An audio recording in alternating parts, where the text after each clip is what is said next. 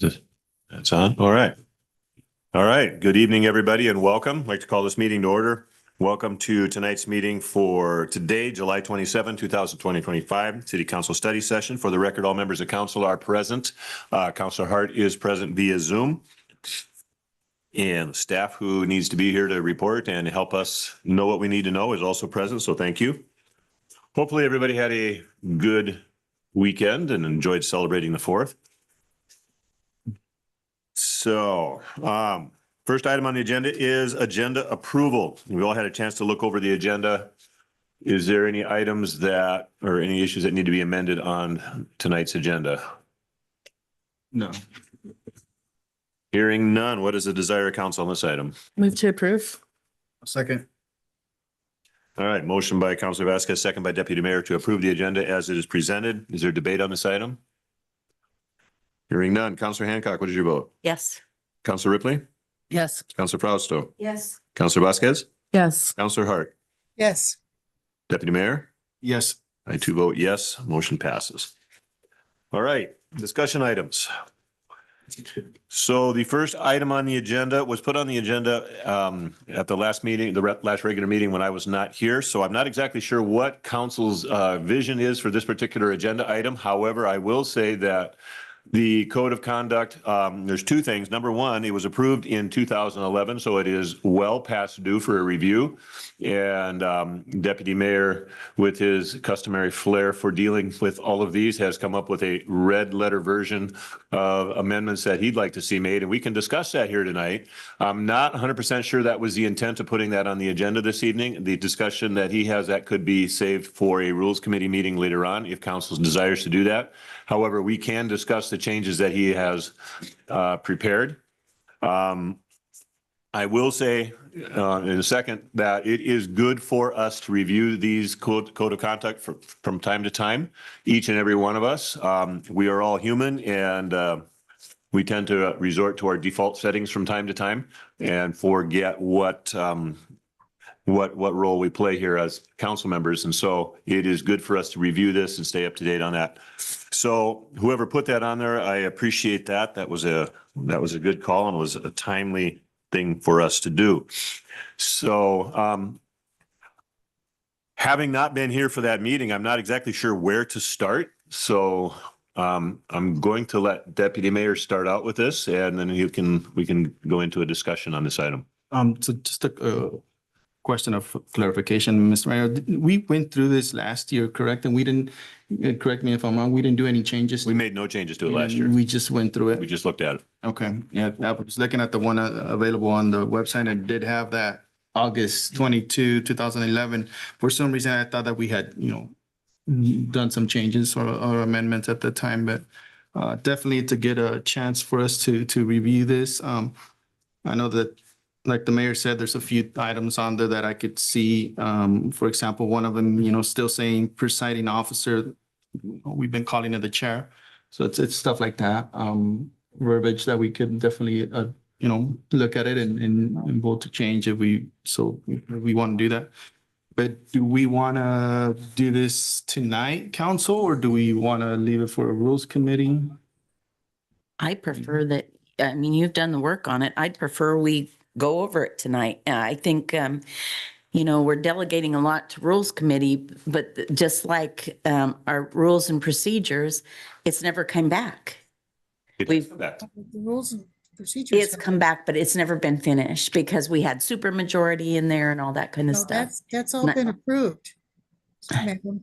Julie, let me finish. Councilor Hancock has the floor, and you'll get a second here. Okay, but we have done it already. I don't remember it being approved because I came down to those Rules Committee meetings, and maybe it was before I was on council, but the supermajority got taken out, all that kind of stuff got taken out. Okay. Yes. Okay. Yes. Councilor Hart? Yes, exactly. And we approved it before you did. Come on, yes, because we've been working on it all last fall. For about 2 or 3 months, we worked on that, and we did have it approved earlier in the year. So yeah, that one's been taken care of. Thanks, Julia. I worked on it also, and I, as a citizen. Well, Councilor Hancock, please. Yeah. So But it has been It's approved. being approved does not mean that there's no more modifications that can be made. It can be reviewed. There were things that the committee looked at and said, okay, we're going to pass it the way that it is now. And then there's modifications that we want to make going forward. So there are things that the Rules Committee has admitted that, yeah, we do need to do more work on it. So it's not a finished product, and that's not a document I ever see as a finished product. Same thing with our code of conduct. It's always one that needs to be modified and updated because there's new things that happen. For example, Deputy Mayor's got a whole section on social media that when this was first approved in 2011 or last approved in 2011, social media wasn't a huge issue at that time. It was there, but we weren't dealing with it at that rate. In 2011, my kids were on social media, but I wasn't. Mr. Mayor. Go ahead, sir. The only thing about this is I didn't provide anybody else with a copy of this, and my email's flaring up. I can't access it right now to be able to send it to you guys. So I mean, going through it section by section without you guys seeing the proposed, Changes that yeah, it's gonna be quite difficult. And I think the Rules Committee exists for modifying these types of documents. And hopefully the idea is to save council a lot of work of going through it line by line. We can do that in committee and then send it out to council as a whole, and they can take a look at it and then in a regular meeting approve it and discuss it, hopefully prior to approving it. Ms. Fausto? I definitely would love for this to come back to the Rules Committee, and not just come back to the Rules Committee, but have it thoroughly been vetted by legal. So it doesn't put the city in any sort of liability. I did some research, and there's various municipalities across the state, including some in Oregon, Seattle being one of them. Don't quote me on this, but maybe Des Moines. They all have policies around social media. And just for reference, I also researched a case from 2018, which is West v. Puyallup, where a Washington State Court of Appeals decision upheld that social media was not subject to the Public Records Request Act. And in the case that the city did not own the social media platform. And because council members in the past in other municipalities have gone forth to provide dissent, which is their constitutional right to freedom of speech, and also reminding folk that we are not just accountable to each other as council members, we are accountable to community to provide transparency. And also provide our point of view. So this is supported and upheld by Washington State Courts of Appeal, so it is in law. And I would want for this to come back to the Rules Committee and thoroughly vet every single thing that we are putting in these policies that then become a living document and hopefully free us from any future liabilities moving forward. Well, it's not a bad observation. We did have our legal department working with us on our rules of procedure and giving us input. So yeah, I would not be opposed to that. Probably not a bad idea to take anything that governs how council functions and make sure that it is supportable. So further comments on this? Thank you for doing the work, Deputy Mayor, Yeah, no problem. for starting it. So personally, I've actually read all of this, and I feel like maybe we should all read it, like just go over it. It's already been, this is what we're going by as of today, and until we make amendments. And while we're reading it, we could also just have a refresher for us individually and write notes, like we each have our packet right in front of us. So we could write notes on some amendments, things that maybe we could add or take away. And like Councilor Fausto said, that's a great idea. Let's bring it back to legal and also make requests and ask for updates on what we could do, remove, and add. Right. And input from council, just because it goes to a committee doesn't mean that council has no input in that. So yeah, getting council feedback and input, it might overlap. It might be some of the same stuff over and over again, which is just fine because that makes it easier to make those changes. somebody might throw something in there that others hadn't even thought about. So, and keep in mind that this is a document governing how we behave towards each other and towards the community. And to the best of our ability, we need to follow that. Again, like I said earlier, we are all human beings, and at certain times we default to our default settings and sometimes forget. And so it's good to review this and keeping that in mind. It's not, it's not to bang us over the head with it, but at the same time, it's like, hey, let's keep in mind, this is how we behave. This is how we work best together, behaving in this way. So further comments on this item? No, Hancock. I just want to make sure that, the council is involved. You guys make a decision in Rules Committee, and we don't necessarily know why you made that decision. We weren't in on the conversations that you were having. We weren't in on the legal part. And then it comes back to council, and we haven't heard the reasoning why you changed something. And then we just have to go through it all again. I just would like for the Rules Committee to keep council informed of legal's feedback, the feedback from other counselors, so that it isn't a surprise to us, and then we have to regurgitate this again at a council meeting. So without us having the knowledge, because we all make the decision, so. Yeah, and it is easy for us to do that because we're in the moment, we're working and say, okay, yeah, we're just told that that's not going to work. We have to change it. So we do it, and then we pass it on to council. And yeah, we don't want to do that, but sometimes in the speed in which we're working and the time frame that we have. So we will do our best to take good and clear notes so that we can explain to everybody why we're doing what we're doing and how we arrived at the conclusions that we did. So it's, Yeah, so like I said, I would prefer us to just go over it quickly. It's 5 pages. I don't think it'll be like over 20 minutes. no, it's not going to take terribly long to look over it. You just want to read each paragraph at a time? Yeah. Council, is that okay? Seeing mostly nodding heads. Okay. Let's take a look at it. Reminds us the council is composed of individuals with a wide variety of backgrounds, personalities, values, opinions, and goals. Despite this diversity, each council member has chosen to serve in public office in order to preserve and protect the present and the future of the city of Sunnyside. This common goal should be acknowledged even as council members may agree to disagree on contentious issues. So then it starts out in public meetings. Practice civility and decorum in discussions and debate. Difficult questions, tough challenges to a particular point of view, and criticism of ideas and information are legitimate elements of a free democracy in action. This does not allow, however, council members to make belligerent, personal, impertinent, slanderous, threatening, abusive, or disparaging comments. No shouting or physical actions that could be construed as threatening will be tolerated. Council members shall preserve order and decorum during council meetings and shall not by conversation or other action delay or interrupt the proceedings or refuse to obey the orders of the presiding officer or this code of conduct. Council members shall, when addressing staff or members of the public, confine themselves to questions or issues then under discussion, shall not engage in personal attacks, and shall not impugn the motives of any speaker, and shall at all times, while in session or otherwise, conduct themselves in a manner appropriate to the dignity of their office. Is there questions? No. Okay. Item number 2, then honor the role of the mayor or chair in maintaining order. It is the responsibility of the mayor to keep the comments of the council members on track during all meetings.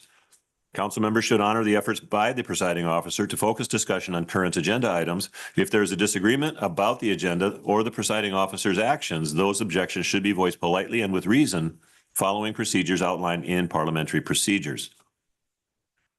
Questions there? Just the back to chair and mayor. Correct. This, I'm just reading it as it is today. Yep. This will be adjusted and presented to council. Others? Item 3, avoid personal comments that could offend other council members. If a council member is personally offended by remarks of another council member, the offended council member should make notes of the actual words used and call for a point of personal privilege that challenges the other council member to justify or apologize for the language used. The right of a council member to address the council on a question of personal privilege shall be limited to cases in which his or her integrity, character, or motives are assailed, questioned, or impugned. The mayor will maintain control of this discussion. Questions there? All right, item 4. Demonstrate effective problem-solving approaches. Council members have a public stage to show how individuals with disparate points of view can find common ground and seek a compromise that benefits the community as a whole.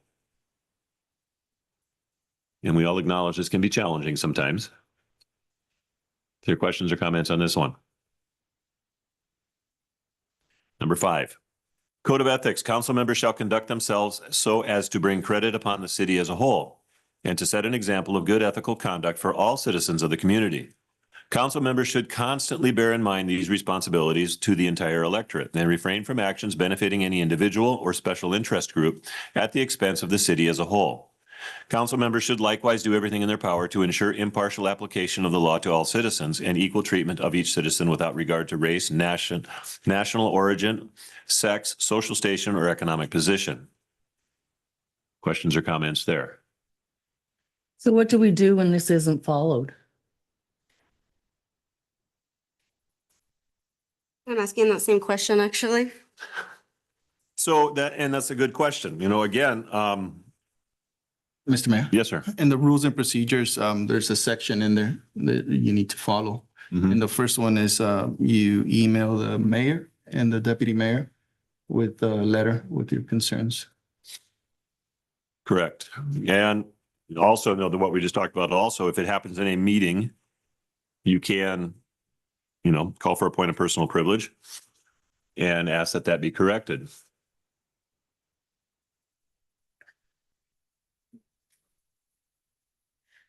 My one question is, benefiting an individual or special interest group. How do you define a special interest group? That's a very difficult one to define, and I think that's one that the Rules Committee is going to have to look at very carefully. What is a special interest group, and how do you define that they got benefits that someone else didn't? I think we do have to be careful in our way of thinking that we don't benefit somebody at the expense of someone else. Although at the same time, when council makes decisions, now once we vote on something, there's one side is going to benefit and another side is perhaps not. So that's sometimes as a result of council decisions as well. So, But maybe something about laying it on the record. If there's somebody advocating for one position and you are somehow involved with them, that you need to lay that on the record, that you are somehow involved with the group advocating for a certain position.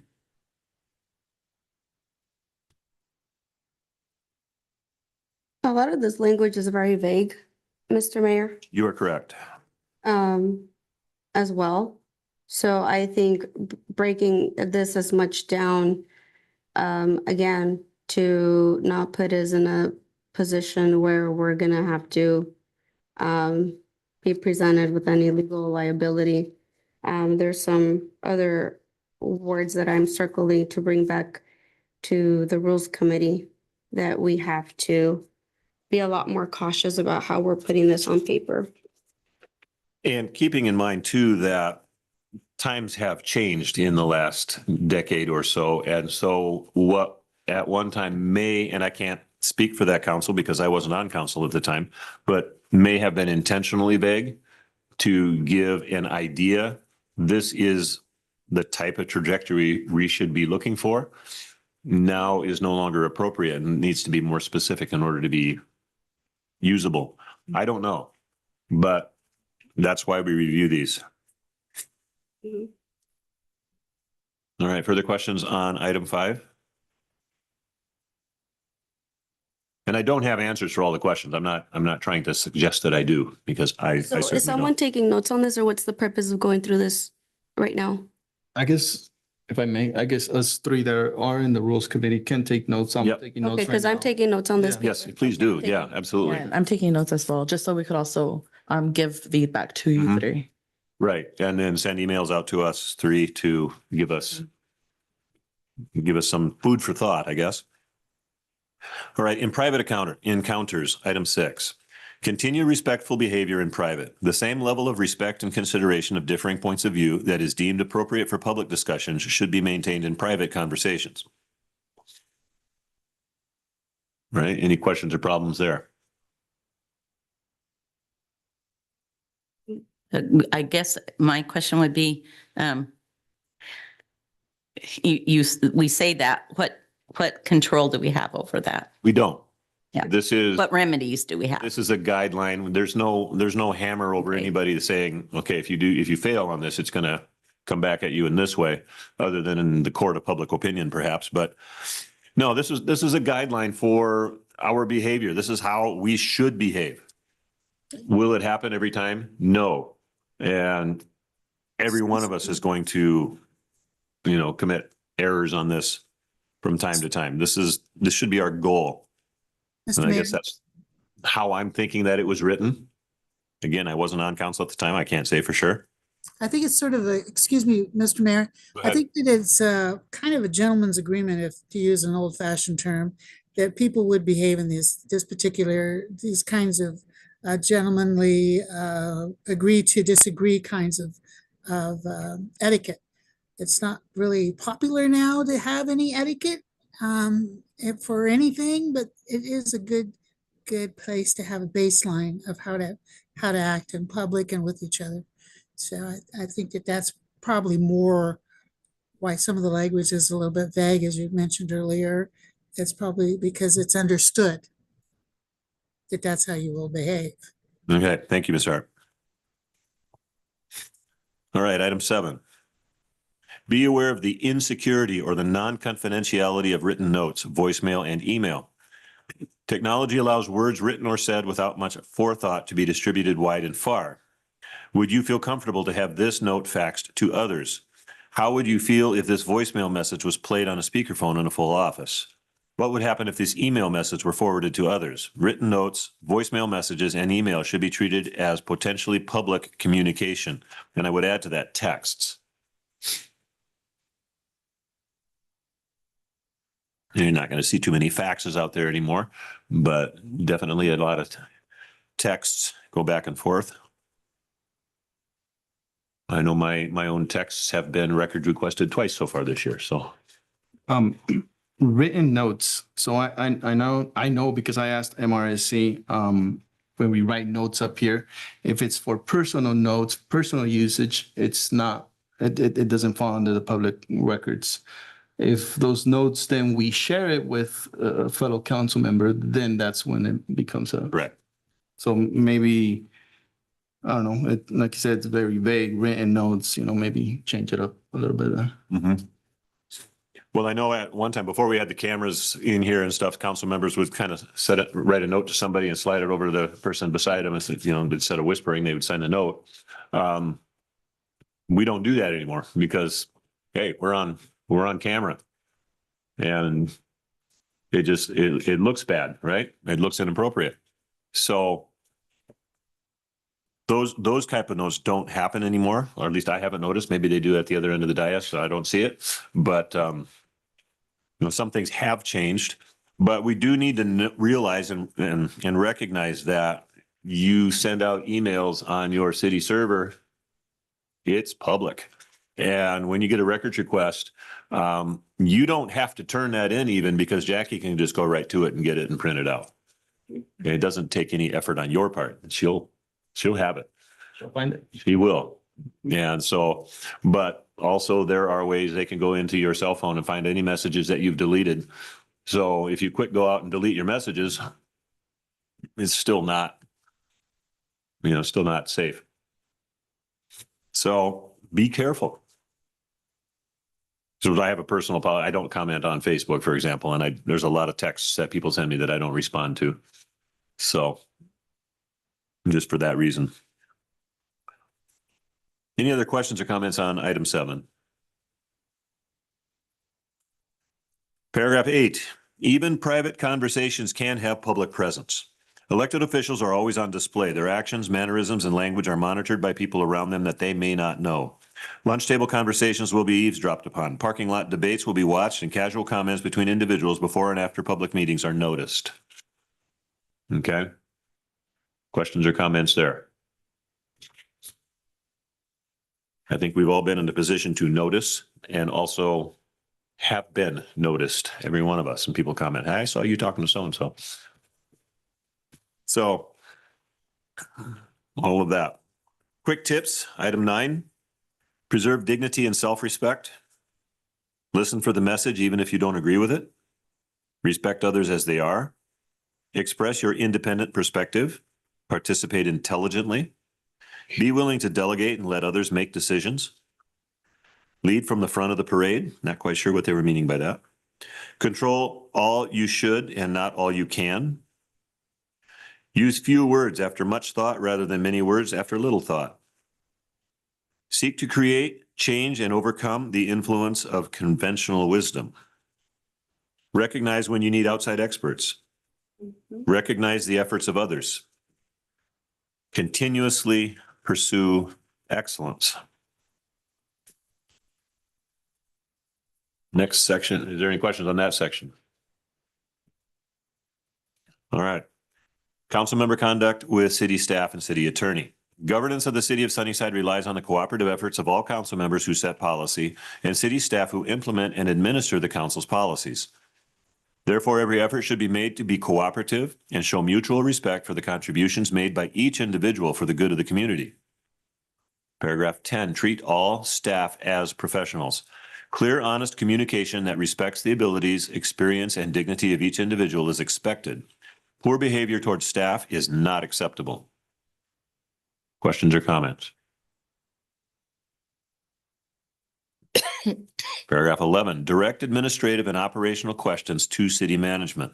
And this one will be changed to city manager, but I hope everybody gets the idea of what we're talking about here. Questions of city staff and or requests for additional information that would be of interest to all councilors should be directed to the city manager or designee. The city manager should be copied on any request. Materials supplied to a council member in response to a request will be made available to all members of the council so that all have equal access to information. And I believe this came up recently where council members wanted to have all the information from every question, not just their own questions, and it should be shared to everyone. Okay, that is definitely there in our code of conduct. Paragraph 12. When possible, keep communication with city staff short, to the point, and at the best possible time. Every effort should be made to limit disruption to the work of city staff. Council members should avoid making requests to staff who are in meetings, on the phone, or engrossed in performing their job functions. Questions there? All right. On a personal note, this is one where I'm probably the weakest because I can take all kinds of time talking to city staff. And I should probably do less of that. All right, item 13. Never publicly criticize an individual employee. Council members should refrain from expressing concerns about the performance of a city employee in public or to the employee directly.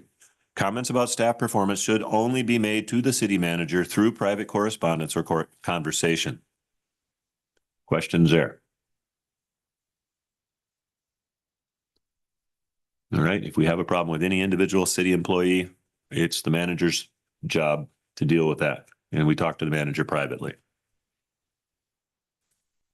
Item 14, do not get involved in administrative functions. Council members shall not attempt to unethically influence or coerce the city manager or department heads concerning either their actions or recommendations to council about personnel, purchasing, awarding contracts, selection of consultants, processing of development applications, or the granting of city licenses and permits. Questions there? Conversely, it's the responsibility of the city manager to tell council that, no, you don't have the right to tell me how to do that or what to do there. You have to stay within the lanes. Okay. And as council members, we have to respect that.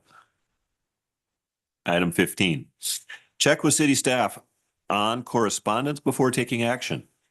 Before sending correspondence, council members should check with the city manager to see if an official city response has already been sent or is in progress. All right. That's kind of an odd one right there. Well, it is, but at the same time, do we want a cohesive response or do we want 8 different responses? If each council member plus the city manager responds in a situation, which one is the official one? Which one is the correct one? Well, and I agree with it in that portion, but I think that could use some clearing up in the language. You know, we're not speaking as council when we correspond, but we have the right to correspond with check with city staff on correspondence before taking action. So you know, things popped up today, right and left. And we can't always check with the city staff to see what their response is. I mean, we were told to respond to an email today in group, and that was a violation, that would be a violation of OPMA. That needs to be brought out by council Right. before we have to check with city staff. So that's just kind of, I just think the wording's a little odd. Point of clarification. Yes, ma'am. It was, I spoke to Julie and not, the group was not asked to respond together. And so if you want to. This is not a personal Okay. thing. This is not a personal Okay, thing. let Ms. Trausto talk. Yep. This is not a personal thing. And we did go over this last year, Counselor Hancock. You weren't on council at the time, but we did have quite a discussion about that, where when all of council is included in an email, you do not respond to all of council. You respond to the person who sent the email or to one individual. Otherwise, it becomes a meeting. And so we did have quite the discussion on that a year ago.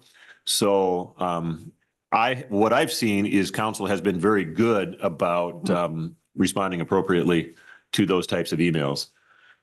Just because I think we talked about it pretty clearly last year, if I remember correctly. We did.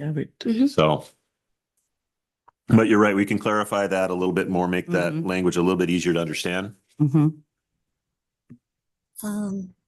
Ms. Mayor, Ms. Hart, I don't know, that's my picture, but that's okay. But I thought that Ms. Fosco's email today was pretty clear about that. It was we weren't supposed to respond to it. We were supposed to read it. It was for our edification.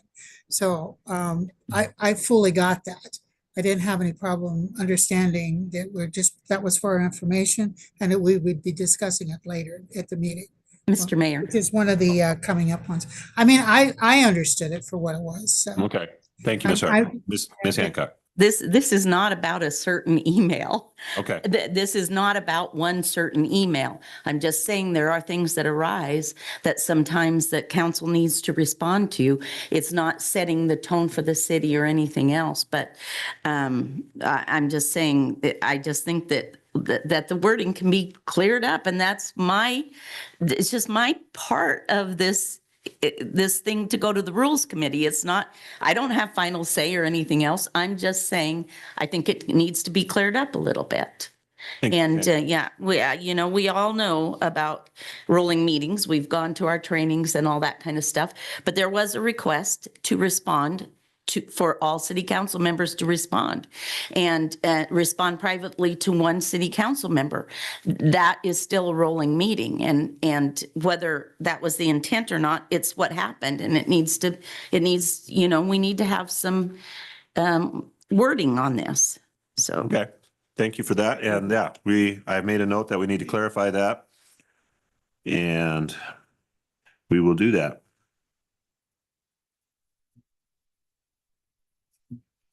All right. Further comments on item or paragraph 15?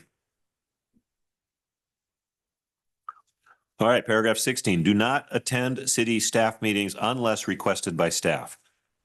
Even if the council member does not say anything, the council member's presence implies support or may show partiality, intimidate staff, and hamper staff's ability to do their job objectively. I have not heard of council members trying to attend staff meetings unless they're invited. I've not heard of it, but it's inappropriate for us to do that as council members. If staff is functioning the way it's supposed to function, they don't need us there. They've heard our directives in the meetings, and then it is their job to take those directives and go to work. So we don't have to be there. Legal advice, item 17. I'm sorry, is there any questions on 16? Ms. Frausto. Oh, we should definitely revisit it because I know there's been council members showing up and to City Hall numerous times, taking pictures of vehicles and it leading to staff feeling uncomfortable. So this is definitely one that I circled to revisit. Okay. And add that language because it shouldn't just warrant staff meetings. Okay. So are we saying that city council should not show up at City Hall? Your intention. Huh? Based on. Okay, let's not let this one spin out of control at this point. We can talk about that. Obviously, city council members need to appear at City Hall. We need to be there. We do have to attend some of the meetings that we have as far as subcommittees or commissions or that sort of things. Occasionally, we meet with members of the community there at City Hall. So obviously, council members need to be at meetings. We have had managers who have requested individual meetings with council members on a regular basis. So we need to be there at City Hall. Sometimes we have to be cautious of our actions, and that's, I think, what Ms. Frausta wants to look at. We do some other things there that we need to be cautious about, because then it goes back to appearances. And so those are some things that we do need to talk about. And it will be really good for the committee to do that and then bring that back to council. Thank you for the clarification. Paragraph 17, legal advice. Before requesting research or other action by the city attorney, the council is encouraged to consider consulting with the city manager to obtain the concurrence of council.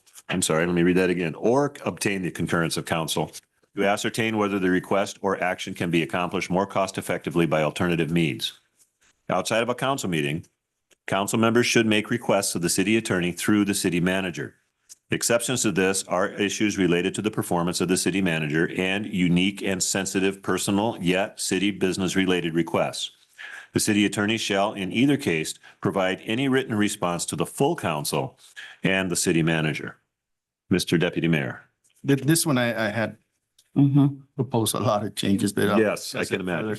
But if you look at it, it says, exceptions to this are issues related to the performance of the city manager and unique to sensitive personnel, yet city business related request. The city attorney shall in either case provide a written response to full council and the city manager. So pretty much you're saying it's okay to reach out to the city attorney if it has to do with the manager, but then the city attorney has to respond with an answer to the city manager. Correct. So, That's what it says now. Yeah. And so that may need to be revisited. yeah. Again, it's been over a decade. It's Yeah. long time needing to be, I'm sorry, reviewed.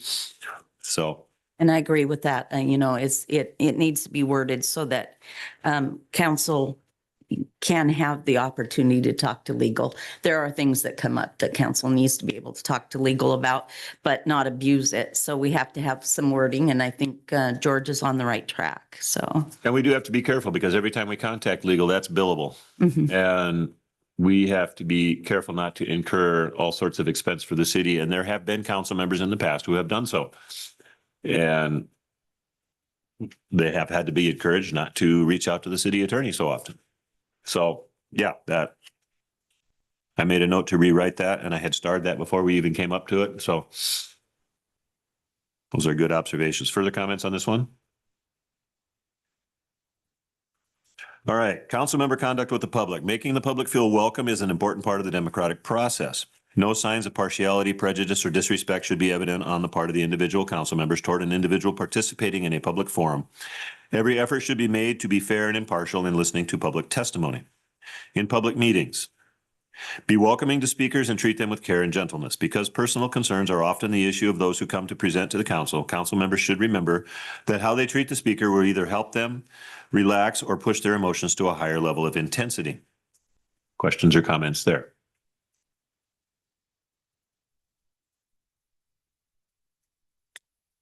Hearing none. Paragraph 19, give the appearance of active listening. It is disconcerting to speakers to have council members not look at them when they are speaking. It is fine to look down at documents or make notes, but reading for a long period of time or gazing around the room gives the appearance of disinterest. Be aware of facial expressions, especially those that could be interpreted as smirking, disbelief, anger, or boredom. Mr. Deputy Mayor. I just want to remind council that the public does look at us, your facial impressions, even my kids, right? I get home and did you see, well, I'm not looking at it, I don't go back and looking at it. And we really need to be careful here with the facial expressions. A few of us are guilty of this and I don't know what to say. Just be careful with that. And the public is noticing. And I agree would with, agree. I have received public comments as well. And again, we go back to that, we are all human and sometimes we respond. It is difficult. I've often said I can keep quiet, but my face has subtitles. And I really work hard, but I'm still human and we all are. So recognize that every once in a while you're going to slip. Okay? It is human, but the goal is to do the best we can at this, not not to just let it go. Counselor Hancock. And I agree with that. And one of the things that I've noticed is I've watched some of these meetings back and I noticed people staring at their computer screens and actively either working on their computer while people are talking at the podium. And I think it's a very big sign of disrespect for that. And so I think this is something we need to work on very heavily. Yeah, and in addition to that, I have seen where I've gone back in meetings and I've seen, and it's not necessarily during a public comment period, but I've seen council members carrying on silent conversations with people in the audience. And that is something that I've had people bring to my attention as well. So, and I've been guilty of that myself too. My wife says, "Hey, I'm leaving." I go, "I'll wave. I'll notice." But there are apparently conversations that go on. I don't notice when that happens. I'm trying to conduct a meeting. And so I don't look and see who you're all talking to and who you're making the signs at or whatever. But if the public is noticing it, then we do need to be careful there. Further comments on this one? All right, paragraph 20. Ask for clarification, but avoid debate and argument with the public. Only the chair and not individual council members may interrupt the speaker during a presentation. However, a council member may ask the mayor for a point of order if the speaker is off topic or exhibiting behavior or language that the council member finds disturbing. If speakers become flustered or defensive by council questions, it is the responsibility of the mayor to calm and focus the speaker and to maintain order and decorum of the meeting. Questions by council members to members of the public should seek to clarify or expand information.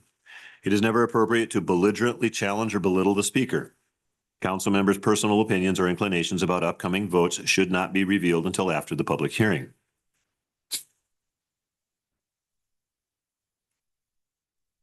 Okay, I find some of that to be really difficult, but again, it is a goal to strive for. Your personal opinions about upcoming votes are going to be out there if it's something that we've talked about, for example, in a meeting like this one. We're going to be for or against something. We're going to present arguments for or against something, and the public is going to be able to know about where we stand on certain things. And we all live in this town. We run into people. We get groceries. We go to Walmart. We go to Safeway. We run into people we know. They're going to ask us about something. The most recent case for me has been the 4th of July fireworks. All right. For the last 2 years, it has been nonstop conversation about the 4th of July fireworks. And people know where I stand because they ask me, can you do something about this? What are we going to do? How's this going to look next year? What's going to happen? It's just a product of living in the community, but you still strive to be as neutral as you can on these because you don't want to get the public thinking one way and then all of a sudden the vote goes the opposite. That isn't helpful. Further questions or comments on this item? Item 21, no personal attacks of any kind under any circumstances. Council members should be aware that their body language and tone of voice, as well as the words they use, can appear to be intimidating or aggressive. And then it says in unofficial meetings, and then it stops. So I think there was something that was removed at one time. Something extra there. Is there any comments on this one?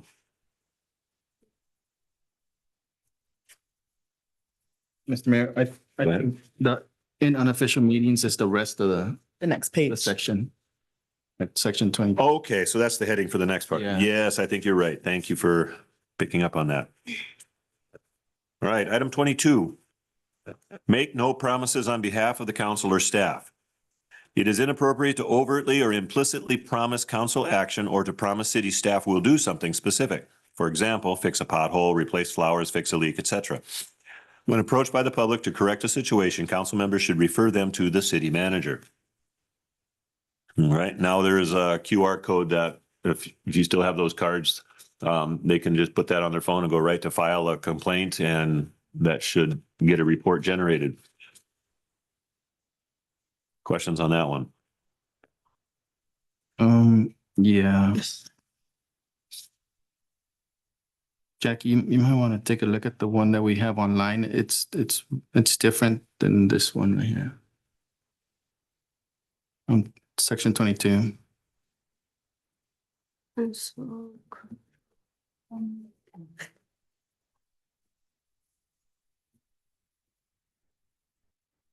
That's online, and that's what I printed on. I think it's different. I could be wrong.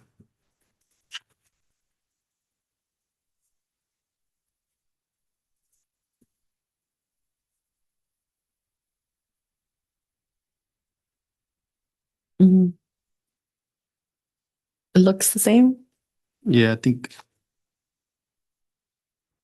I might have proposed some changes. I didn't put them red, so that's my mistake, but we'll Okay. talk about it during the rules committee. Yeah. All right, good. Paragraph 23, speak with one voice. Council members will frequently be asked to explain a council action or to give their opinion about an issue as they meet and talk with constituents in the community. It is appropriate to give a brief overview of the facts or city policies as they relate to council action. Objectively, present the council's collective decision or direction even when you may not agree. If you feel the need to express your own opinion, state it in terms such as, I would have preferred X, but the council wanted Y. So that's what we'll be doing. Explaining council decisions without giving your personal criticism of the council's actions will serve to strengthen the community's image of the city council. Questions or comments there?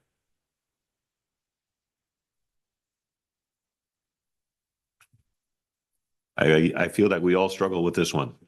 Again, this one is where our humanity comes out, especially in questions that we feel very passionate about. And if we've been frustrated in the discussion, we have our trusted members of the community with whom we vent. And this is one that we have to remember, and we have sometimes struggle to remember that one. I think every one of us has, at one time or another, struggled with this.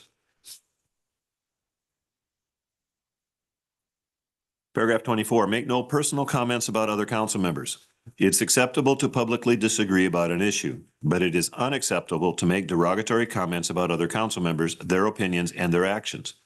Honesty and respect for the dignity of each individual should be reflected in every word and action taken by council members. It is a serious and continuous responsibility. Questions or comments there? All right, paragraph 25, the right to appeal. Any member may appeal to the council from a ruling of the presiding officer. And if the appeal is seconded, the member making the appeal may briefly state his reason for the appeal and the presiding officer may briefly explain his ruling. But there shall be no debate on the appeal and no other member shall participate in the discussion. The presiding officer shall then put the question, shall the decision of the chair stand as the decision of the council? If the majority of the members vote aye, the ruling of the chair is sustained, otherwise it is overruled. I don't know that that's one that I've ever seen exercised. Maybe it's one that could have been exercised a time or two, but I haven't seen it exercised.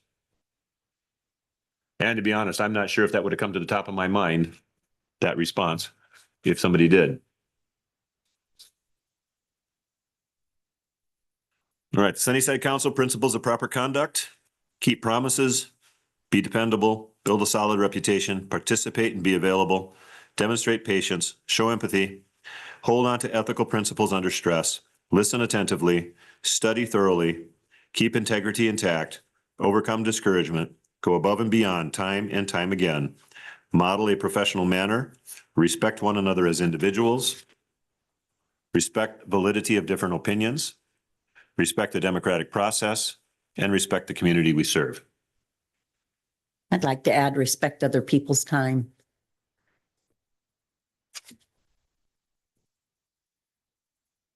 That means showing up on time, being prepared. Okay, put that in there as a note. All right, so every one of these is a challenge because, again, I keep saying this tonight, we're all human beings and we all fail at all of these. This is a goal. This is something that we try to attain, but we frequently fall short on these, but at the same time, this is something that we don't stop working towards. So Rules Committee will take a look at the suggestions that each council member sends. And we will look at the suggestions that the deputy mayor has put together. We will meet, we will come up with a rough draft, present that to council. Give council an opportunity to take a look at that. Obviously, we'll pass that by legal, make sure that we are not in violation of the law in one way or another. Because this is something that we would like to be able to stand up. And we will then move forward with this. In agreement? Yep. Excellent. Thank you, everybody. Item B. Youth Advisory Board continued discussion. Counselor Frausto, you put some effort into this as demonstrated by the document before us this evening. Why don't you go ahead and go over that with us and share what the updates are that you've made and what we'd like to do moving forward. Yeah, so I went in and I made the changes that council requested the last time we convened. I think it was during another workshop session. And one of them was to bring down the age to 13 years, which puts us at the applications being open to 8th graders.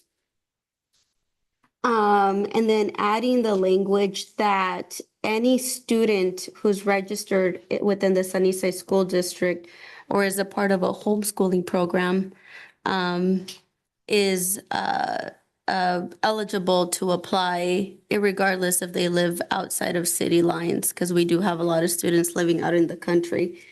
As I think as Counselor, I don't know if it was Vasquez or Deputy Mayor stated that we met. So that was changed to make sure that those students would also be eligible for this program if they wish to apply. Counselor, I do have a question. I know we have one school, Sunnyside Christian School, who draws students in from a number of different school districts. Are we going to restrict it to Sunnyside School District for this? And so any student from Sunnyside Christian who lives within the school district? Or if they're signed up to attend at Sunnyside Christian, even though they live in Prosser or Zilla, they would be able to apply for this? Well, I think the requirement has to be that they must live within the city. So it has to be Sunnyside. Okay. Correct me if I'm wrong. Sunnyside School District. Yeah. Well, we will, like right now, you just stated, we'd be making an exception for those who are living out in the country, but like near Sunnyside. Right. And like when we're talking about the Christian school, at the end of the day, they are representing Sunnyside because they're in sports, they're representing our city. They're driving to Sunnyside and they're doing their schooling here. So shouldn't we make an exception for them as well? I think it'd only be fair, in my opinion. Well, then that's a question for council to decide. And that's why I brought that up, because Which is a good point. I totally I forgot. kind of know the geographic area represented by Sunnyside Christian School, and it's pretty broad. Mhm. And so I know initially we were talking about Sunnyside School District. In fact, it originally started within the city limits and then expanded out to the district. I just wanted to clarify. I don't think anybody would have a problem if we were to limit it to the district, I mean, with this Christian school. But at the same time, if we wanted to open up to all of those students, it's going to take saying that. Mhm. And then we just have to say any student who's registered to attend a school in Sunnyside. And this has C, membership, attend a school within the Sunnyside School District, including students who live outside city limits, but are enrolled in Sunnyside District schools. Okay.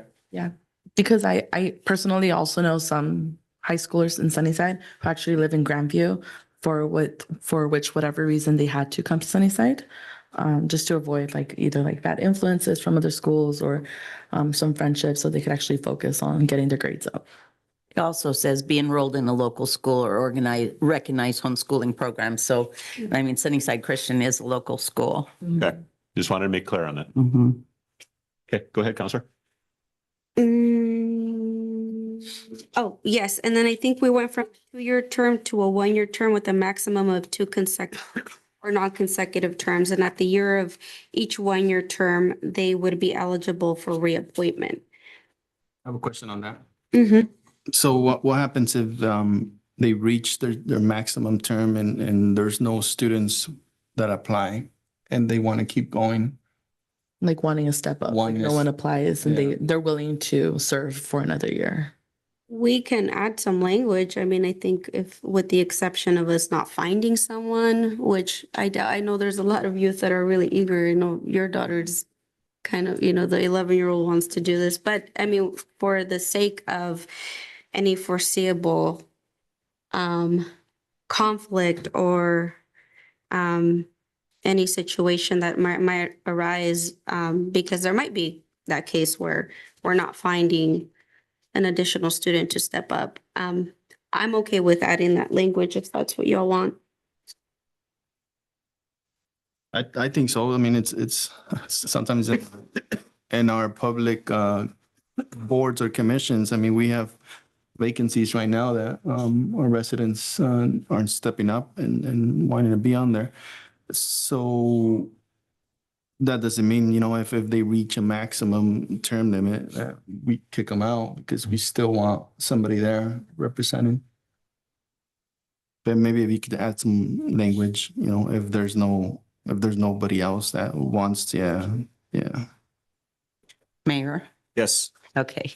So much like we do with council, when there's an opening and nobody's applied, then the council can approve somebody. You know, I think if we take out the maximum 2 terms and just kind of mirror city council's rules when there is an opening, that we can do that this group can approve somebody, or if they don't make an approval, then city council can approve somebody. And I think that would be an easy fix. Yeah, and I would like to see it to be an extremely rare situation because I would like to think that our students would be excited about this opportunity. I think it's a fantastic opportunity.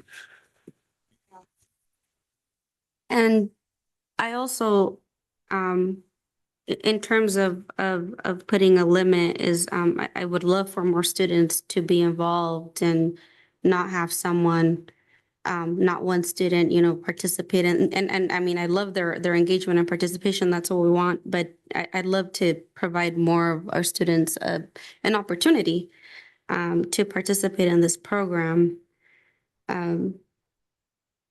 So I think that's why I initially added the term limit on there. Yeah, and I'd like to see as many students get an opportunity to participate as well. It's a great opportunity. And granted, I mean, we've all learned that experience is valuable, and being able to serve more than one term, you gain valuable experience. However, our goal is to get as many students through this as possible so that we've got educated students who one day will want to take these seats. Maybe not in Sunnyside, maybe they'll have moved on to somewhere else, but they'll see that as something that's a possibility for them and want to serve in whatever community where they live. Mm-hmm. I also have a question. So on the selection process, the second bullet says includes a short essay, recommendation letter, and interview. So maybe so I have a question. So starting with the recommendation letter, would city council, like us as members, and not only members, but also active outside of our positions with youth, would we be able to write a letter of recommendation for a youth? Or what would be your guys' siding with that? I would say that as a council member can write a letter of recommendation, unless that council member's on the approving board. And that's my next question. So then it says interview. And then when it says that we will go over the applications, who's we, like who will be approving these? Where are you? Which one are you reading? Selection Under process. membership selection process. Okay. So we, and I thought I had broken it down here, we would consist of, my vision was for we to consist of a community committee made up of, or a committee made up of community members, made up of district staff or even board members, of educators or, you know, I don't know, just any organization within the community, business owners within the community. So we would have, I think, the decision-making on who we would allow to be a part of this committee as soon as we start advertising it. And then that And- committee would make the final choice? Yeah, And how many were you like envisioning to I have? was thinking 5. 5. Be a solid number. You never want to go even. So Yeah, I would think it would be a bigger number than that. And I think this wording needs to be better delineated. I think this needs to be, we need to sit down with this final selection made by a panel, including city officials. We need to identify the city officials, school staff, and community leaders. I think it needs to be better identified before we go further with that part of it. I think Karen's right on. so how do we, I mean, I can add the language in there. I think that's now like the process of all of this is when do we come together and is it council that's going to make the decision? I mean, I was hoping it would be council to make the decision of who the participants in this committee would be. So I also had a question regarding that. So like when we do open this up for community members to participate in, how would that look like? Like would we also put a post out into community saying, do you want to give back to our youth? And how would the process be for that? Would we also be interviewing them? So maybe like something focusing more on the process of creating that before announcing the youth. Yeah, and if you see, it's not on this one, so I think this Yeah. one's an outdated one maybe because oh no, here it is. So there's a launch timeline. Yes. And I think initially this was to start sometime in June, but we haven't been able to bring this back for conversation. And I indicated that the announcement of the program would come maybe the week of the I think it was the week of the 14th The after we 16th. would approve it. Mhm. I don't know if it's the 14th or, let's see. Yeah, the week of the 14th, so definitely after the 14th. So instead of announcing, we could announce the program, but within that same announcement, the first step is to compile this committee or create this committee. And that's where I would lean on Mr. Bridges and the city clerk to help us with the communication around this. And then after that, the application opens and it brings us into August. And then I put tentatively the week of the 14th through maybe the 25th, where we have these applications, this committee is in place, and the reviews and the interviews begin. And then this brings us into September now, where we've announced our selection and we've reached out to the students. And then we provide a maybe day of onboarding and training, or maybe it's a day, maybe it's 2, the first week of September, maybe the first week, second week of September. And now this has pushed us back now to October, where our first official city council advisory board meeting would begin on Monday, October 6th, which would be the first official meeting. Does this make sense? It makes sense. I have like a question with the final selection made by panel, including city officials, school staff, and community leaders. I mean, right now it's hard. It's hard to get 3 of us to agree on a day and a time. Now we want to involve city officials, school staff, other leaders. I mean, we could just leave it simple and have the rules subcommittee do it like we do now with our boards. Could do that. Instead of having the committee make a decision? Yeah, because now you're involving more people. I mean, to be part of the meeting. And I have questions about, Well, they will be interviewing. Oh, sorry. I have questions about, we're doing this and we're spearheading it as a city, but how does this deal with OPMA? How does this deal with records requests? I've got a lot of questions about this. I'm all for getting the youth involved and all that kind of stuff, but I don't even know what our budget is for this year. And this, while it may not be a big budgetary item, we've got staff that are working their fingers to the bone, and we don't know what our budget is for this year, period.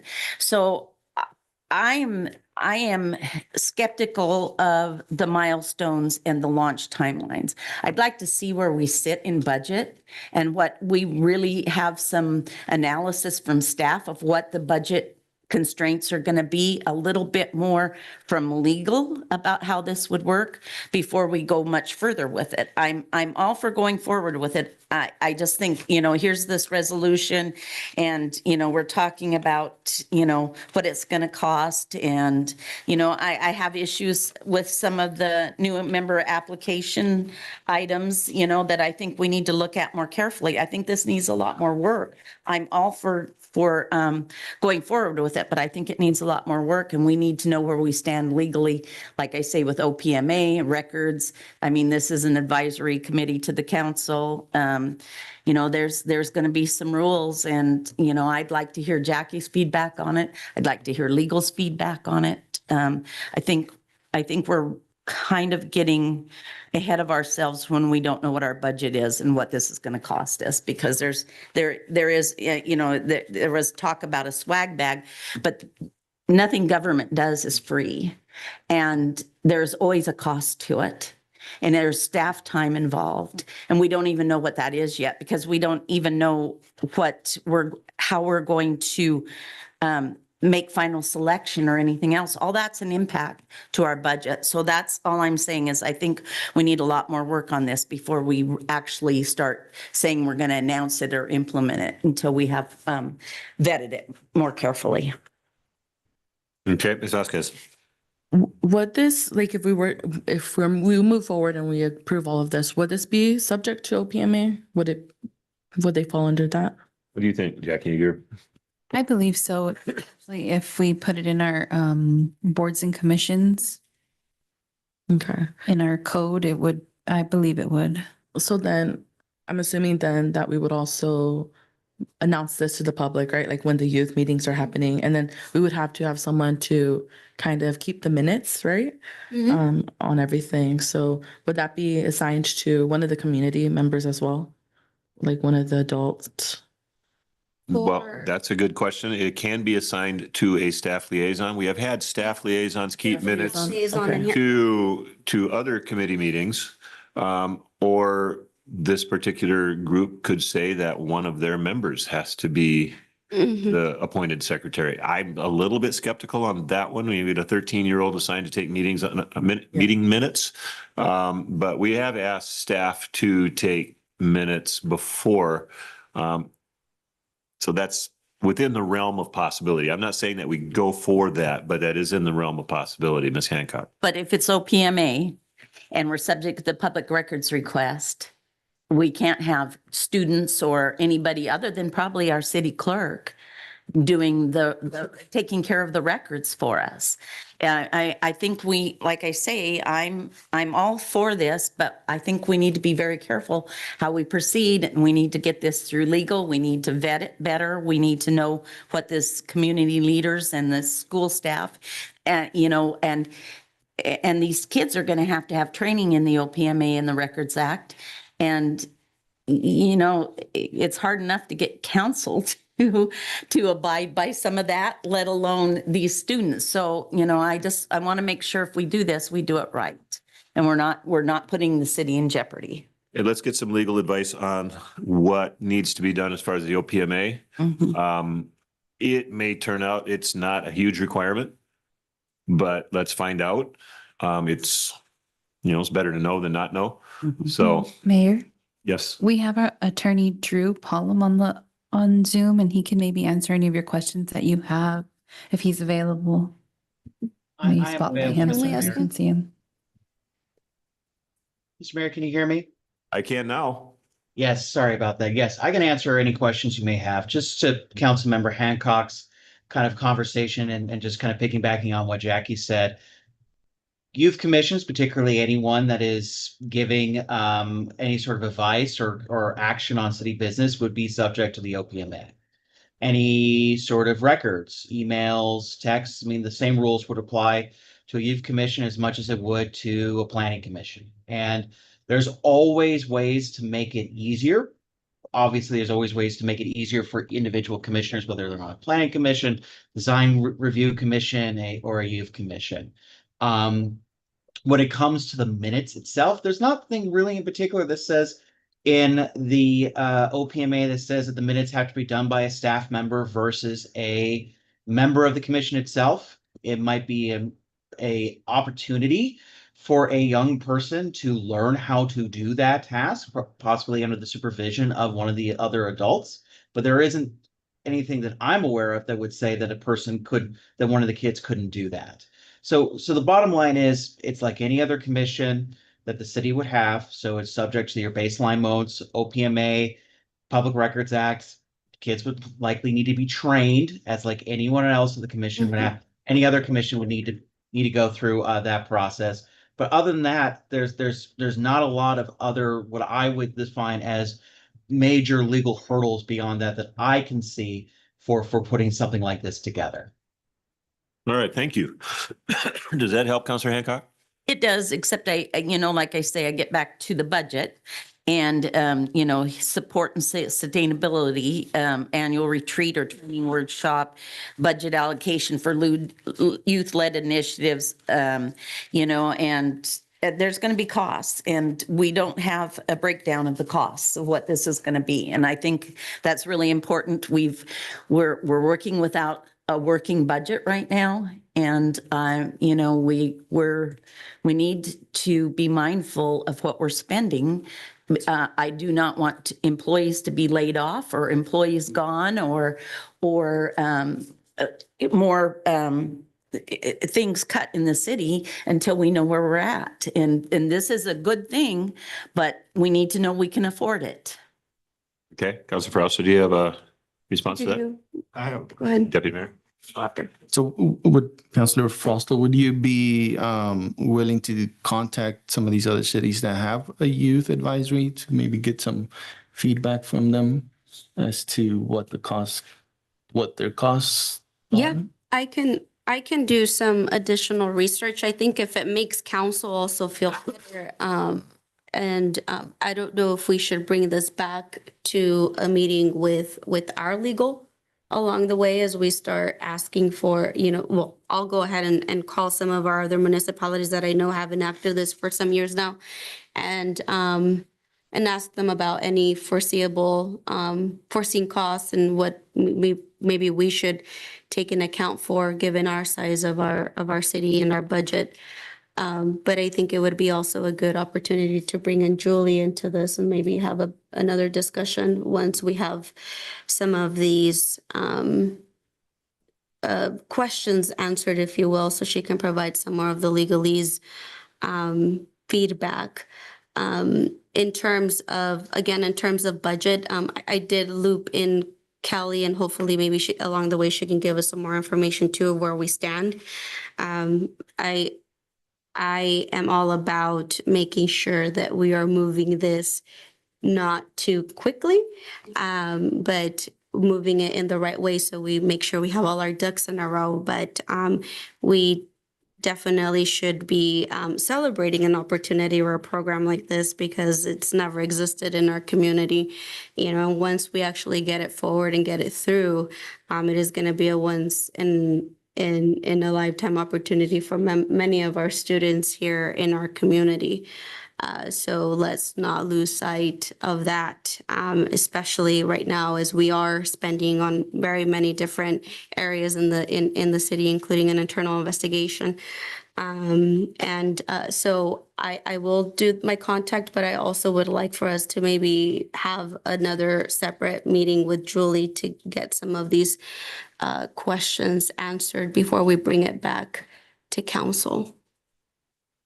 Okay, I have a few questions. Ms. Vasquez. So on the first part, the city council member liaison, would this be subject and limited to only one council member liaison, or could we expand it to 2, 3?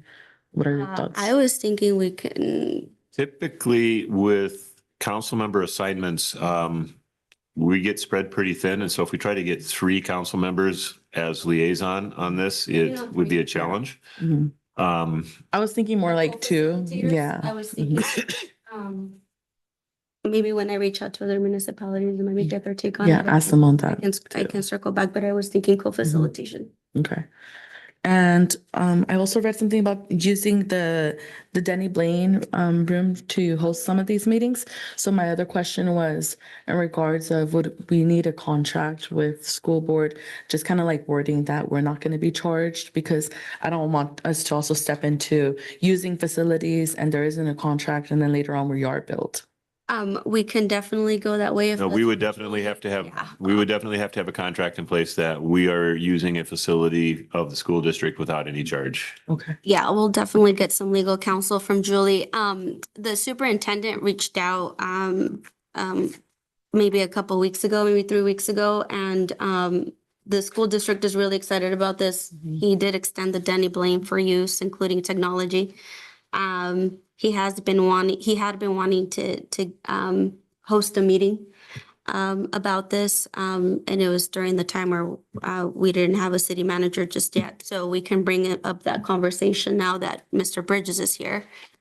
And have that conversation with Ryan, and, if a contract is warranted, then we can definitely revisit that. Okay, further questions or comments? All right, Councilor Frausto, you've done a tremendous amount of work on this and we've made a lot of progress. I know it feels frustrating when people keep coming up with questions and more questions and more questions. And every time you think you've answered all the questions, there's more questions that come up, but that's kind of how these things work. And I personally want to see this happen. As a former teacher, anything that will benefit our young people is something that I want to see happen, especially in this area of education, civics, learning how to, work the system, how to run a city. How do you do it? And I just continue to see them someday sitting in these chairs, and I'd like them to be as prepared as possible. So I think this is a fantastic idea. Other mayors I have spoken to are excited and they want to see how we do it. So they're going to be looking at our plan as well once we get this in place. I think they're excited about it. So, guess. A quick question, I guess, piece of advice that I would ask. What would be the next plan forward other than me reaching out to municipalities and maybe asking them for like a cost, like analysis? Would we want to convene a smaller group of us? Maybe it's the Rules Committee, to have a conversation with our council? I would think we would ask city staff to bring us forward what they anticipate the cost would be. I mean, that's what we do with anything we bring before council, is the cover letter shows us what is budgeted and what is expected to be the cost to be. So And I did ask Kelly already, and I will follow up with Kelly as well. I would direct you to follow up with the city manager, because I think the city manager, your contact is with the city manager, not with Kelly. And then the city manager would take that. Thank you, Ms. Hancock. Email. He was copied on that email. And once I reach out to Kelly, I will make sure I include Mr. Bridges as well. Again. We will get staff's input on this as well, because I think they have a unique perspective on these types of things, and also a unique perspective on how much work it's going to add to them, if any. And so we will definitely get some input from them. Come back with some costs, and we will have our finance director weigh in on that. And also get some feedback from other cities on the costs that they incur on this sort of thing. Also get at the very least, a verbal commitment from the superintendent of schools to let the youth commission use the facility rent-free, and that we can put together an agreement with the school district for that. So we'll work on those kinds of things. Well, I'll let you work on those kinds of things, encourage you to do that. And if I can be of any help, please reach out. Thank you. Mr. Deputy Mayor. Yeah, quick clarification. I just want to make you aware, it goes to section 1, then section 3, and then back to section 2. I had updated that. Yeah, that Well, was. I'll make, I think actually Councilor Vasquez pointed that out last time. Yeah, I'll make sure I update that. Yeah, I've got a section 2 and a section 4, so Mhm. no section 3. Oh, wait, I have section 3 at the beginning. Section 3, purposes and responsibilities. Section 2, membership. Section 4, officers and leadership. Oh, yeah, Sorry.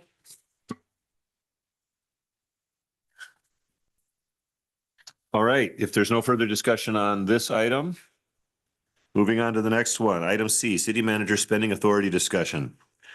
And Counselor Hancock, are you the one that put this on the agenda? Counselor Ripley? Okay. So I'll let you open the ball on this one and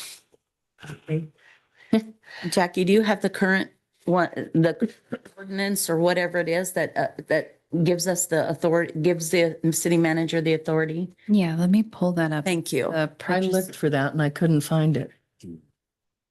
One moment.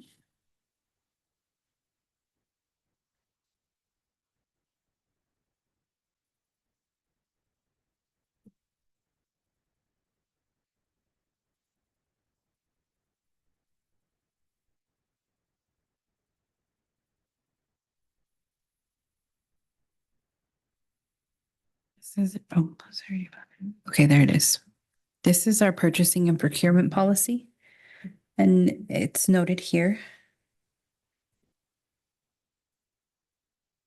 $50,000. Yep.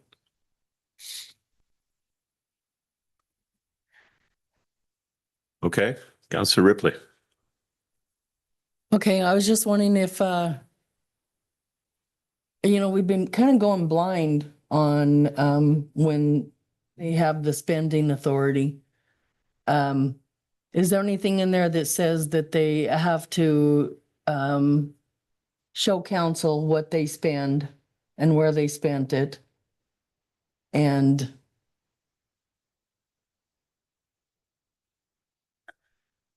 Let me read it really quick. We definitely need more information around this because this allows a city manager to spend 50,000 a day. There's no limit here. They could spend 50,000 a day.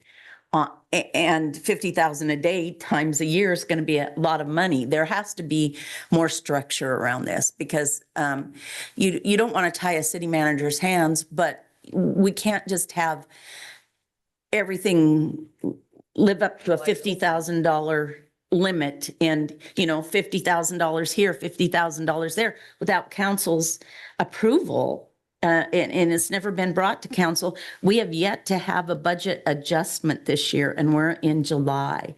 There are things that I don't think we have a real good grip on. And this is one of the items that I agree we need to get a little more structure around it. All right, so, and the point is well taken. It does definitely need to be clarified. Previously, the manager had a spending limit, and Jackie, correct me if I'm wrong, I think it was 10,000? Or was it less than 10,000? When I can't remember the number, I can search it, but it was increased. Right, it was increased, and the reasoning for that, and I want to say it was 22 that we did that. And the reason it was done for that is in comparison to other cities of similar sizes to Sunnyside. And we'd had a couple of instances where, for example, a police car had been destroyed in an accident. And a vehicle was available and the manager had to call every council member and get that council member's approval in order to do that. And I can't remember if we didn't manage to purchase that vehicle because it took so much time, a council member not available or whatever the story was in that situation. But the manager at that point asked, as other cities have a spending limit of 50,000 discretionary for emergency funds. And I would like for the city to move the manager's discretionary spending up to 50,000 for that reason, because if an emergency happens, I need to be able to move quickly. And at the time, a replacement police car was a $50,000 purchase. And that was the number that other cities were using. But and while I don't have a problem with that, the language in there definitely needs to be cleaned up so that we don't have a manager spending $50,000 a day or even $50,000 a month. Once that fund has been depleted, it needs to be stopped until council is able to take action on that. So it definitely needs to be clarified, but that was some of the reasoning behind that. Okay, Councilor Hancock? Well, as a city council member, before a city manager is going to spend $50,000, I'll make myself available for a telephone call. And you said in an emergency, this has been abused beyond an emergency for years, not just this year. For years, this has been abused beyond an emergency. It has been a license to spend money that council did not approve. And I find that a real big problem for us as council members, because we have no recourse to say, stop this. And we're talking about employees losing their jobs if we can't pay payroll. And it's our obligation to make sure we're spending this money properly. And so, you say emergency, that you did it for an emergency, and I agree. I'm sure that's how it was told to you, Dean, but it's not how it's been spent. It's not for emergencies. Well, it wasn't told to me personally. It was told to council. This was a Well, check I agree. approved by council. I'm saying, yes, council prior to my council. And, a lot of you guys were new, and, Well, I think Councilor Ripley was on council in 22, I think, and she and I don't believe Ms. Hart was on at that time. So we were both on council at that time, but yeah, everybody else is. oh, We needed Christmas trees and it was hard to get a hold of everybody, so we upped it to 50,000. for And Christmas. there was for Christmas trees. Our Christmas trees had fallen apart after 2020. There was some issue. Literally, they were all falling apart. I believe Counselor Hart is wanting to speak, but. Counselor Hart. Yeah. No? Okay. So I actually have something to say. So I agree, the language on that contract, it's very vague. So we should probably revisit that and update the language and maybe even the Yes. amount. Mhm. That was not looked at when it was upped, and it's been abused.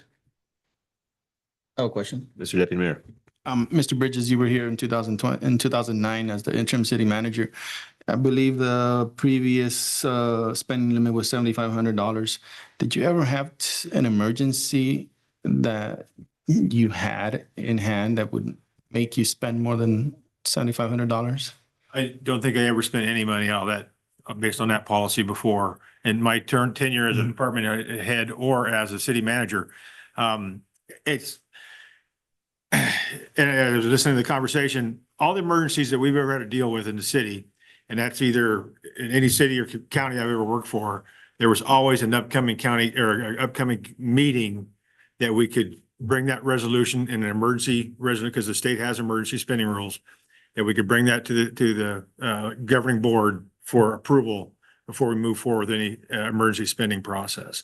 So, but as far as, reading this up here, excuse me, the contracts, things of this nature, I'm a bit suspect about it. Obviously this is, my interim position right now, that gives me a blanket tag and sign a $50,000 contract with whoever, but I'll put my public works director hat on. So there are very, I follow very specific rules when it comes to procurement, whether it's a personal services contract or, or a purchase of an equipment or a public project, right? And I think we need to be mindful of that. And if we're going to change the language, I think it should follow those RCWs for public purchases, for emergency purchases and things of this nature. So if I was going to update this, that's the way I would look to update it. And the purpose of this was not to sign contracts. Right. I mean, it was never intended for signing contracts. That was not the route that was supposed to go. This was for an emergency purchase or special purchase. The Festival of Trees, when we took over that for a period of time, the city ran that. And, the manager had a vision for that, and council got on board with that and said, yes, okay, let's make this happen. Let's run with this. And for good or ill, the council was in favor of it. So. Right. And in past, there was a discretionary fund inside the city manager's budget, which this is where that expenditure would come from, right? So there's budgeted, but the city manager at the same time would bring that information back to the city council. Now, in a meeting where it comes up, hey, our Christmas trees are falling apart, since that's the example we're using. Okay, now I don't have to go and get, council approval. We're going to I have the, $50,000 of my fund over here that I can use to buy Christmas trees or Christmas lights or whatever it happens to be, and take advantage of that process, but that's a budgeted item and not a whimsical item that we have no budget for. And all of a sudden we find ourselves short somewhere else in the budget Right. because the money was pulled in. Because Jim, you And always responding have to the that, and option. give me a second, Councilor Hancock, give me a second here to respond to that. In all of that, the manager never did not inform council of what they were doing at that time. Okay, Correct. when it was a Christmas tree thing or whether it was something else, the manager always informed council, said, hey, I've got this discretionary fund. I would like to use it for this. And so council always knew, and it was not $50,000 out, No. right? It was, okay, I need to spend $10,000 here on this. She never did it secretly. No. That was never, That was the first How secret. was it spent? Was it, I mean, You was were it there. by a credit card, a check? at times it was by a credit card, sometimes it was by a check. I don't But remember her ever out. Oh, But I remember getting the calls. I remember getting asked. It was at a council meeting sometimes. I remember. Yeah, I remember that too. Okay, so none of it. Yeah, I would say most of any of the council members who were on at that time would say, yeah, I remember getting notification of that. But that's then let's talk about now. We want to lower that. Then let's look at that, or let's put some rules on it, because I do agree. However a manager handled it in the past, I do agree this needs to be tightened up and cleaned up. Yeah. Mrs. Vasquez. I mean, I'd also even like to even add something like, let's request a special meeting, and at least a quorum of us to respond through email, just giving word that we will be able to show up in order to give access and give the money that's needed for whatever the emergency or whatever they want to use that large amount of money for. Mm-hmm. And one thing to keep in mind too, some of these funds may not be budgeted, but if it is an emergency, because it was an accident, there is obviously the potential for insurance to cover that cost. So just keep that in mind, that would go to pay for a new vehicle if it was, someone else's fault, right? Or something of that nature. Other emergencies a lot of people aren't aware of, you take out a guardrail, right? You take out a power pole. That all gets turned into that person's vehicle insurance. And so we get refunds from that if we can catch the person if they haven't drove off yet. So those type of spending situations are usually covered by, the money usually covered by insurance reimbursement. So, but again, that's not necessarily an emergency, but it doesn't necessarily fit in here, but just keep in mind that if there is an emergency or a repurchase of something that was damaged, that's typically going to be refunded by the insurance company. So. Ms. Hancock. And Jim, kind of budget 101 is we give you a budget. But if there's an emergency that comes up, you have the authority to make a budget adjustment and to take something out of one fund to pay for stuff. So the emergencies are far and few between in which we would need a $50,000 spending authority. Is that not correct? I agree. I think that number's awfully high. I don't see the need for it to be that high. Again, this council meets routinely, 3 times a month? You have a work session and 2 regular council meetings. And we can always schedule a special meeting if there is a true emergency that needs to be dealt with, where the manager has to exceed the 7,500 or the 10,000 or, whatever the number has to be. So I don't see that number needing to be that high. I think it could just say the manager has the authority to enter in contracts, not at their own discretion, but, following those RCWs for purchasing, for contracting and things of this nature. But the council will be made aware of it, prior to the final enactment of that contract, if you will. I just don't see the need for an emergency spending. I don't see the need for $50,000. It seems awfully high to me. But that's just me. I would like to see this come back before council, the next council meeting. Well, this needs to come back as a resolution, and so we can do that. So the question is then, what do we want to put the spending limit at? Or do we want to refine it and leave the spending limit where it is and just refine the rules under which it's applied? I think we should do both. Yeah, a little bit of both. Okay. I say we refine the language and bring it down to 7,500. 7,500. Yeah. 7,500, yeah. Yeah, So okay, would, okay, 20 years ago. Let's go with that. we can make it an even 10,000 as well. It's going to be up to council to decide that. This was a council decision to make it at this amount, and it's a council decision to change it. This is what we have the authority to do. We can do. Ms. Ripley and Ms. Hancock, would you be willing to work on the resolution and the language of that and bring that back before us at a regular meeting? Yes, I want permission from council to work with Mr. Bridges and Jacqueline on this. So if we're going to work on it and legal counsel, so if this is council's directive that Vicky and I work with staff, that's fine. But I need council directive on Is there that. any objection to Councilor Ripley and Councilor Hancock working together to put together a resolution along with the manager and the clerk? No. And legal.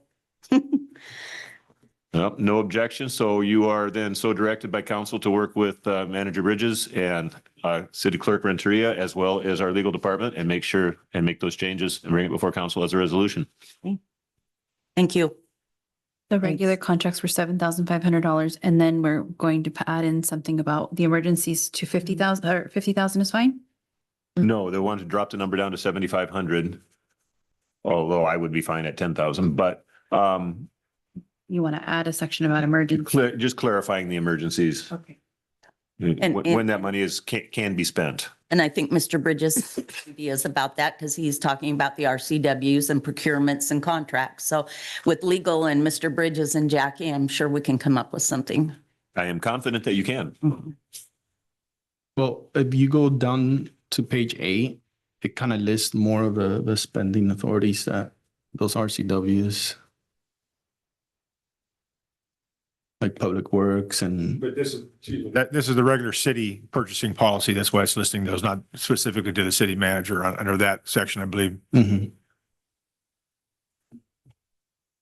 I'd also like some wording, just kind of in regards of requesting a special meeting and for us, council to confirm a quorum to meet in case there is a larger amount that's needed for an emergency or in case of any other scenario that might be needed, for that to also be in the language of the updated, Okay, no, whatever you just work on. Like the word's not coming to mind right now. resolution. Resolution, yes. And I have it written down. All right, further comments on this item? Mm. All right, thank you, everybody. Final item on the agenda is item D, South 9th Avenue Lincoln Sewer Lift Station Building Lease Discussion. Mr. City Manager. Thank you. This was discussed at the last regular city council meeting, resolution to lease some land from the Sunnyside School District. Hector, our Deputy Public Works Director, is here to explain this and go over this one more time and answer your questions. So So Hector, you might need to come in here to speak into a microphone. That one's not plugged in, so. I got a big voice. Well, I'm thinking maybe the recording. That's what I was more. So, I didn't know that. Yeah, we won't have a problem hearing you, but but posterity might. Thank you. Mr. Mayor, Yes. did Page. anybody else notice this on the resolution? But it goes down to the sections listing of the public records requests. that's on my fault. I Oh, I okay. put I the, just I was didn't- trying to, this is the first time I've done a resolution like this, so I didn't get much help. I Okay. was trying to put it all together. So if there's language in there, I apologize that I shouldn't have put in there. I apologize for that. My next one hopefully will be better. So yes, I'm sure it will, Hector. I was just a little confused, but thank you for the clarification. yeah. So, the resolution that we're looking at is for an lease agreement. As you see on here, Sunnyside has, made one up. This would be for leasing land just west of the, property that we are leasing, well, we have right now. As of right now, we were paying $800 a year for that little corner, 9th and Lincoln. We have not paid since 2016, just to be, out there. But they are not looking for any retro pay or anything like that. So they know they don't want to get rich on anything. Moving forward, leasing the property west behind, the the little building that we have there, they would like to lease out the property for $2,400 a year. Now their fiscal year is September 1st through August 31st.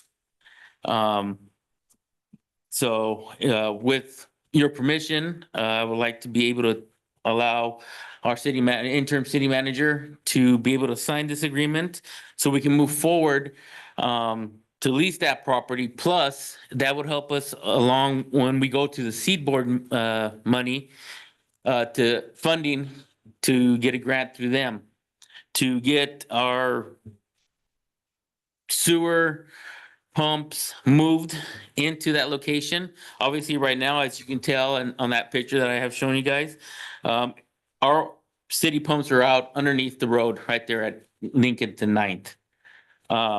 That area is very old and it needs to get redone.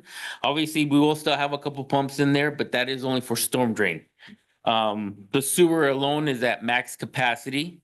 So this area that we are trying to lease out will help us obviously get a bigger capacity for our sewer. Okay. Questions? Go ahead. Yes, sir.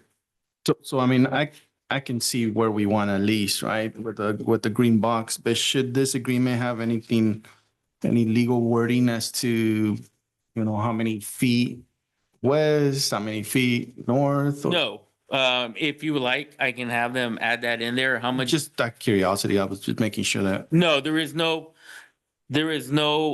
actual feet or length and width about that.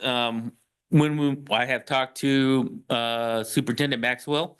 I showed him this picture. We went out there on job site and I showed him where we would like to lease. Obviously, it does say that if we take down the fence, obviously we have to redo the fence there and sprinkler system that they have in there. We'll have to fix it up. Hector, Yes, ma'am. Section 1 calls for an Exhibit A, which is the legal description of the property. Yes, so they did have a picture at one time, but that's why I made this one up because they weren't able to find it. So I just told them I would make one up like this as Exhibit A. If you want, I can. So this would be Exhibit A? Yes, Okay. if you want, I can always put Exhibit A on there. Yeah. Well, we should. okay, yeah, but this doesn't constitute a legal description of the property though. No, I think we can work with Corey and he can provide the actual legal description of that property. The square feet. Yeah. okay. I have a question. Go ahead. So I believe Counselor Hart actually asked this one and you responded. Number 2, term on the part that says term. It says the term of this lease shall commence on September 1st, 2024. Was there, and I believe you had a response to that. Yes, so Mr. Sanchez and Andrew had already started talking to them. But obviously the ball got dropped as people were transitioning in and transitioning out. So no one had talked to them for quite a while. I know Mr. Ortega had talked to him a couple times, but that was just through hearsay. I went in and talked to Mr. Maxwell and Mrs. Ivy. And we had came to an agreement with all this. And like I said, that's why I wanted to bring it to you to council. So if, like I said, if we can get this going, that way we can proceed with for the seed grant application. And obviously if that would help us out in moving forward to hopefully get a seed money. I recall there being a reasoning why the date was like that. Yes. But yeah, if we could just get the updated one and make a Yes. note to update the. Most definitely, and I can work with them to make sure we get it update and obviously get Appendix A in there. Maybe they have found it by now. I haven't been able to. I haven't been back to them and talking with all this. So now, if I can get direction, this is the direction that you guys would like, I'd be more than happy to get that taken care of for you guys. Okay, thank you. Other questions? I have one. This $2,400, does that constitute both pieces of property? Yes, sir. So that would constitute the property we are having right now and the rest of the property west of it. Just wanted to make sure we're not paying 2,400 for one and 800. No, sir, no, and that, trust me, I thought of that too, and then when I went, that was my first thought when I went to talk to them, and they're like, no, 2,400 for the, everything, so. 'Cause I thought I was gonna get a good deal, but right. it came out better. And then the language regarding the fence will also be added, correct? So that is in It here. is in here? Okay. Yes, that is actually on section, right here, A. So that would be for rent, 3, section A. Be solely responsible for any damage to district facilities, including buildings, irrigation systems, landscaping, and improvement caused by the city construction activities, and shall be repair or replace such damaged property to the district's reasonable satisfaction. So that, I made sure we got that in there. I don't, Could we get like a estimate on how much that would be? for the Just fence to be replacing- re-put back up. I believe if you turn to the last page, registration is on here. I gave you guys, now this is a preliminary cost and how much everything's gonna be for that area that we are looking at. This was brought to the city of Sunnyside back on January 31st, 2025. But I can get an update on the cost. Obviously with inflations, we know stuff has increased. So there should be a place in here for registration to get everything fixed. But like I said, I can get a cost on that either way. Okay, perfect. Thank you, Hector. Mhm. All right, so sounds as if council's desire is for you to move forward with this, and we would mind seeing this on the upcoming agenda. So we can get those little details fixed up, and I think we're good to go. Nobody's shaking their head vehemently anyway, so. Did everybody get a copy? Yeah, I believe we did. All right. And that brings us to the end of our agenda. And there being no further business to come before council and without objection, we are adjourned at 7:46 PM. Thank you, everybody. Thank you, Hector. Thank you, Hector. Thank you, Drew.